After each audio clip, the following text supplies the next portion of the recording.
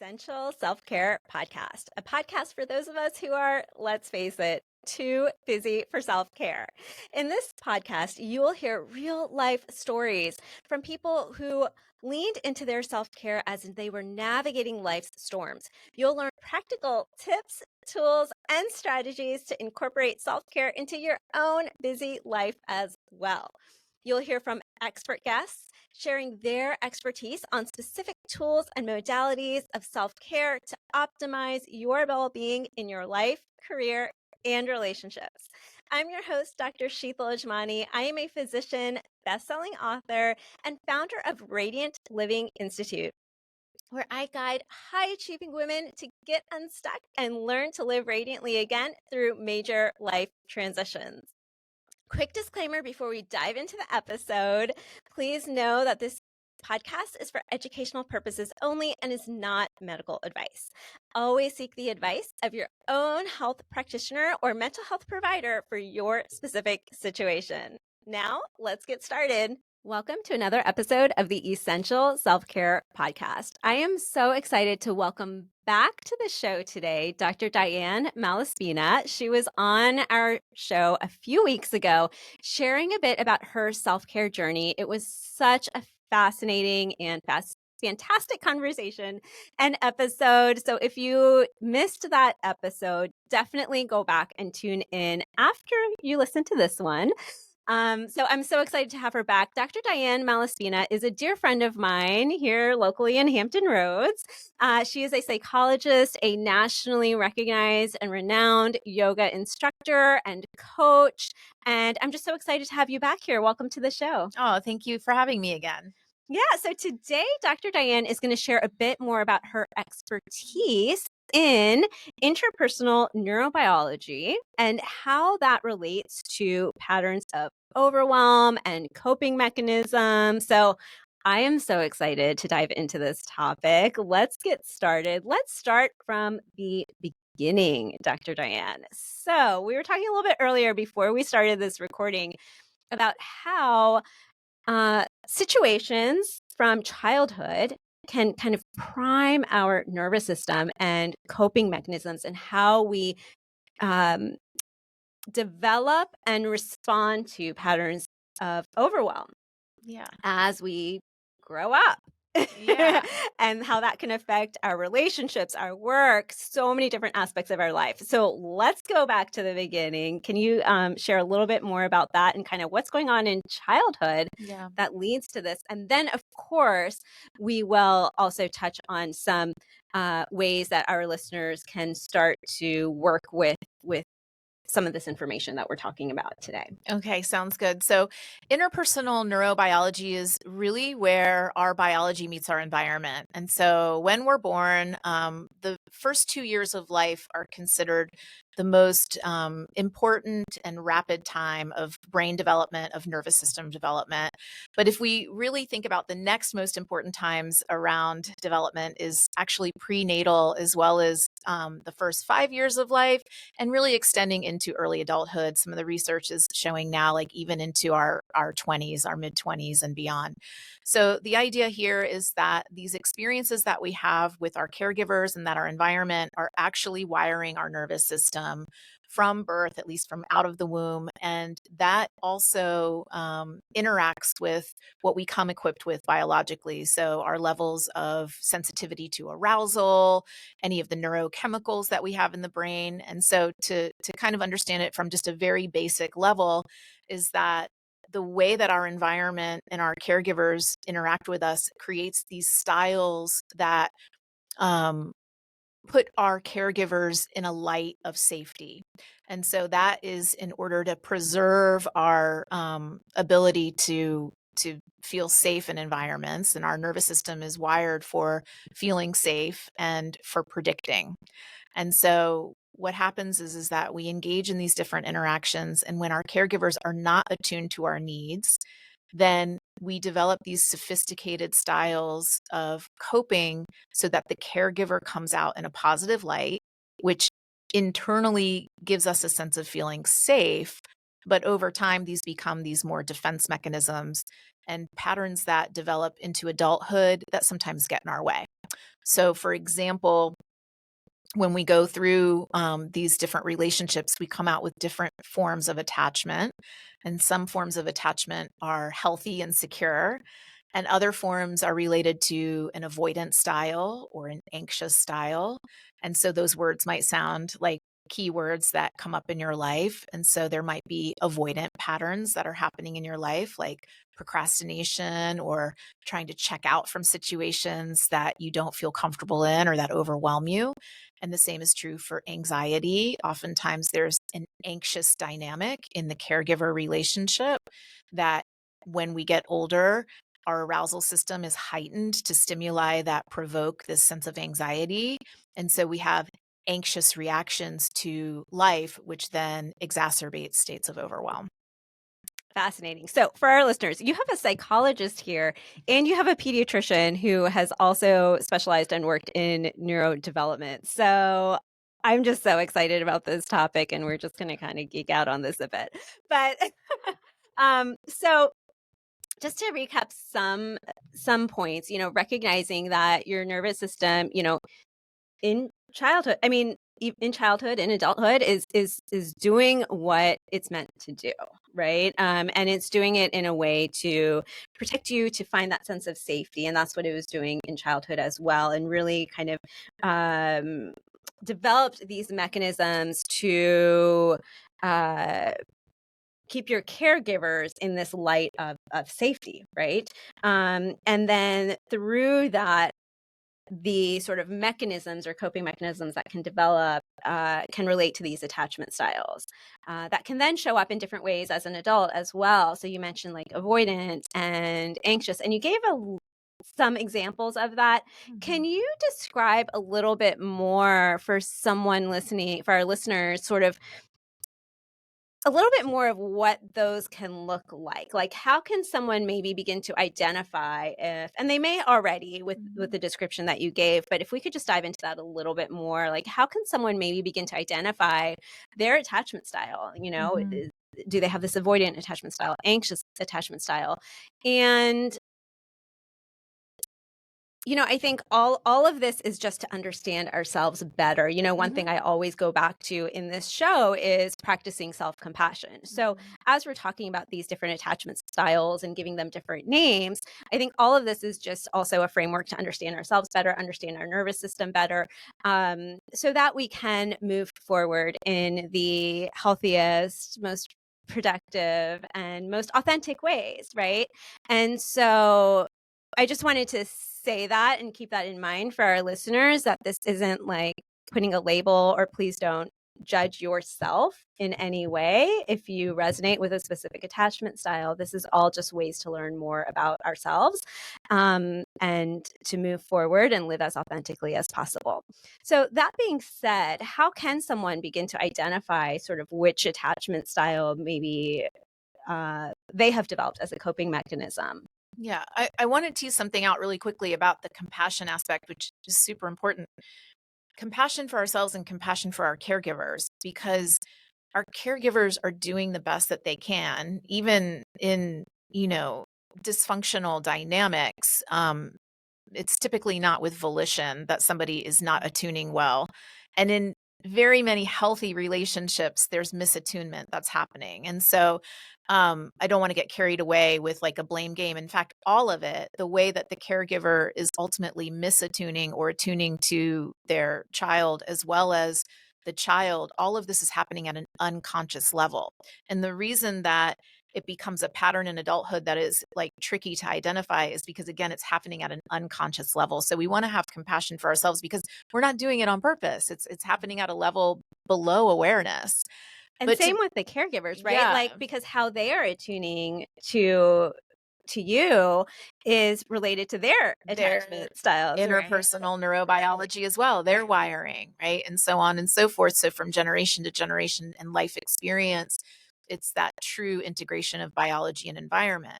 And so when we get into like, how do I identify these different types of styles? Like, yeah, you can get online and you can take an attachment style assessment. And I highly recommend that you do. There's one that's validated called the Adult Attachment Interview. But that's more of going to be something that's going to be conducted by a clinician or somebody who's going to go through an interview process. But you can take online assessments literally by just typing in, attachment style and adulthood.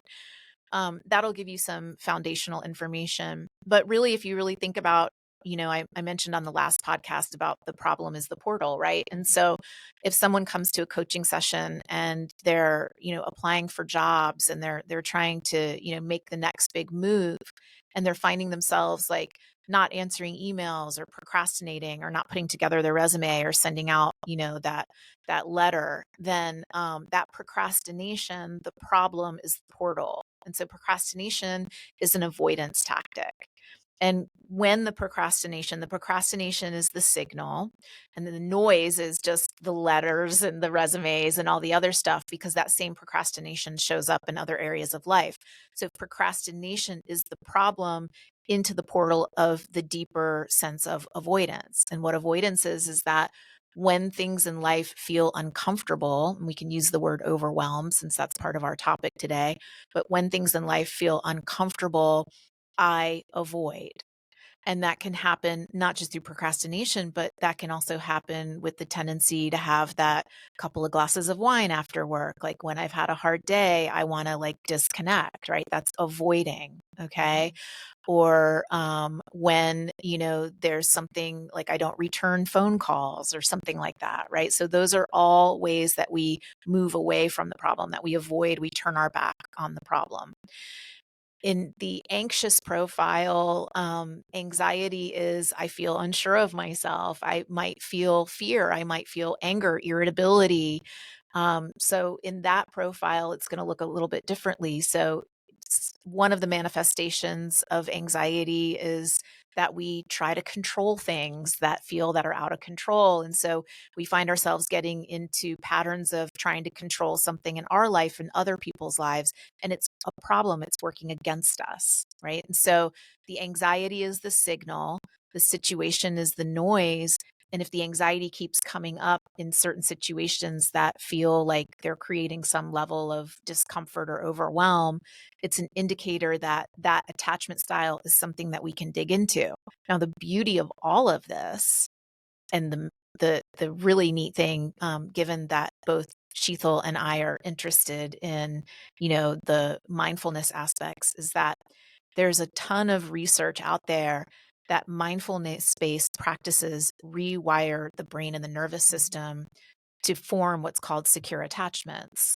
And so to actually get out of an anxious or a avoidance style of life, of coping, we can actually start working with slowing down, self-awareness, focus-based skills, and tools that will help us to feel more integrated. And so that we know that I don't have to avoid when something confronts me, or I don't have to get into the fear. Now, again, because these are unconscious, they feel automatic. But the way that we make something automatic turn off is we come into a state of mindfulness. Yeah. And with that mindful awareness, then we can create some strategies and habits that move us into closer to the side of having a more secure relationship with ourselves and with life. I love that. I love that. And with others, right? Yeah. We all care about our relationships and think about our relationships and how we're showing up there as well. So, but it really starts with ourselves and understanding ourselves better. And so quick shout out to today's sponsor, Reclaim Your Radiance, Radiant Living Institute's signature coaching program designed to help you reclaim your worth, renew your energy, and restore your happiness in your life, career, and relationships. This 6-module curriculum has already helped countless women rediscover themselves through life's storms. From setting difficult boundaries within toxic relationships to finding their inner strength and power while navigating divorce and co-parenting, to aligning their career and business with their authentic self, and to learning how to live for themselves again after their kids have left the nest. This program has been a guiding force for women to live unapologetically and shine brightly within their lives once again, or often, even for the first time ever. Experience the results for yourself. Head over to radiantlivinginstitute.com/reclaim your radiance to learn more and get started. Just to recap a little bit here. So, beginning to understand perhaps what your attachment style is, realizing where it came from, having compassion for that, compassion for yourself, compassion for your caregivers in that as well. And then really using that as a way, as a portal to understand yourself better and realizing that, yes, these are long standing patterns, but there's so much hope in the fact that the science behind the fact that we can rewire our nervous systems, we can rewire ourselves. There are these practices, there are these tools so that we can move towards a more secure attachment style, more secure coping mechanisms as well. So you mentioned, at the root of a lot of that are these sort of mindfulness-based practices. For someone who's listening right now, what would be kind of, one thing I always say is that small changes can make a large impact. So what would be maybe some small steps that you think our listeners could do to just kind of get started on that process? And I do realize, and I will say, and I think Dr. Diane would agree with me.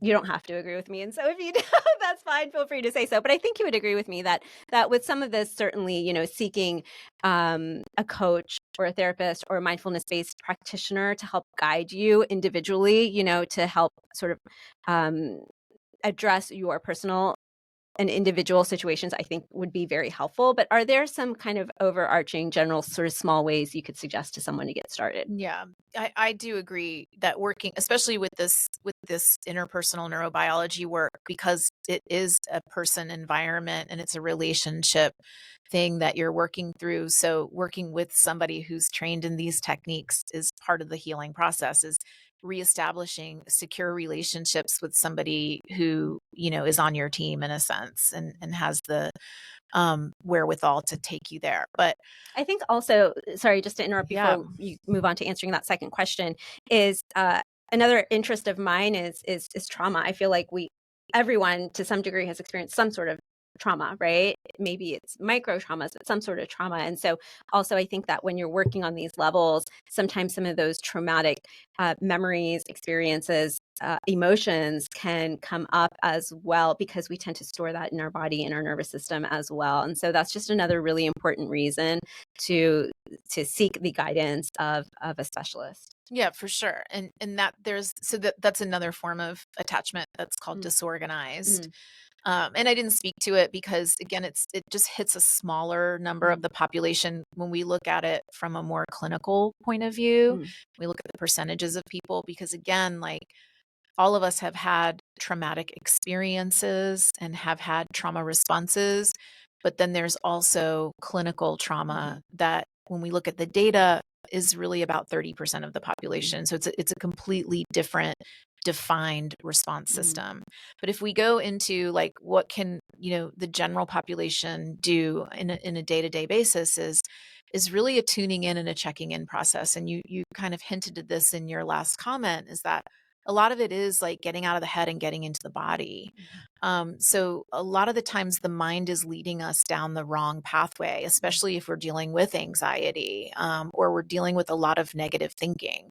And so the way to get out of that is to drop down below the neck and into the body in some respect. And so it can start with following the breath and getting in tune with the breath. And it can also be like noticing how you feel and what you feel and the qualities of those feelings, and using that as your compass point. Because a lot of times what's happening is our perceptual system, which is again at the subconscious level, our five senses, in our internal landscape, is taking in all of the information of the world, but it's colored by the lens of this interpersonal neurobiology. And so when things feel overwhelming, and let's say I have an avoidant style, then I start to perceive things as now an opportunity to avoid. And again, it's not of consciousness, it's happening below. And so we can analyze a little bit of our thinking, but that's only going to get us so far. And sometimes analyzing our thinking gets us in trouble. And so the place to go is in the body. And when we can start to feel in the body what the reality is, we can start to slow things down. And then from there, we can start to see things with a more clear vision. And so we're not looking for the content of the answers for the mind to know what's the right thing to do. We're looking to actually start to slow down and even pause the thinking so that we can be more present and that we're able to actually be in situations and see where our patterns are showing up. So for the avoider, right, when things start to get exciting or overwhelming, we're able to like stop ourselves in the process and go, okay, I'm not going to go, I'm about to procrastinate. I'm not going to go into that avoidant type of strategy. Instead, I'm going to sit down and write the letter, right? And I'm going to give myself that time to do that.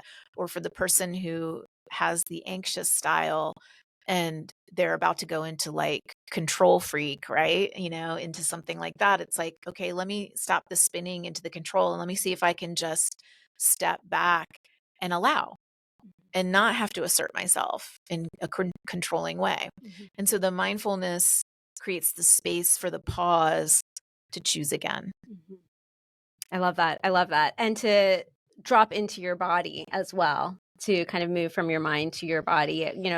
One thing I always say, and I think we mentioned it briefly in the previous episode that we recorded together, was that your body is always sending you signals. So that's something I always say, is that your body is always sending you signals, but so often we're so in our mind that we are not paying attention to our body signals. And when we don't pay attention to them, they get louder, right? So taking these moments, bringing in this mindfulness, taking these opportunities to pause. And when you do sort of ground yourself into your body, that's exactly what happens. You ground yourself into the present moment as well, and then you can decide with intention what that next step is going to be, right? And that's how we change patterns. That's how we begin to change those patterns. So this has been such a valuable conversation, just a really powerful conversation as well. I would like for you to share with our listeners where they can learn more about you and the work that you're doing. But before we do that, I just want to give you the opportunity, if there's any sort of last minute thoughts that you had that you feel like our listeners should know about this topic that maybe we didn't cover yet. Yeah, just one more thing that you made me think when you were just sharing is that one of our sixth sense is interoception, which is the ability to feel within. And I think that if you play with this, be curious, play with this, but when something comes up that is confronting for you, it can be something small, right? It doesn't have to be something huge and monumental, but something small in your day-to-day, a day-to-day hassle. If you pause and start to notice where and how you feel inwardly, and whether that's like in your stomach or in your heart, or maybe it's your low back. I mean, it could be anywhere. But if you pause and start to think about where you're feeling the problem versus how you're thinking about the problem, usually what happens is you're able to better gauge the reality of the problem. And so the thinking mind can get us in trouble, especially when we're in a state of stress, because thinking is very limited when we're in a nervous system aroused state. It's thinking is designed to preserve you in some way. But when you get into the body and you feel it and you get into your other centers of knowing, which could be your heart, which could be your gut, right? We all know about those centers. You start to realize that, one, you're safe. And so you don't have to respond in an alarm state. But two, that maybe the problem can be approached with compassion instead of with a sense of irritation or negativity or avoidance or fear.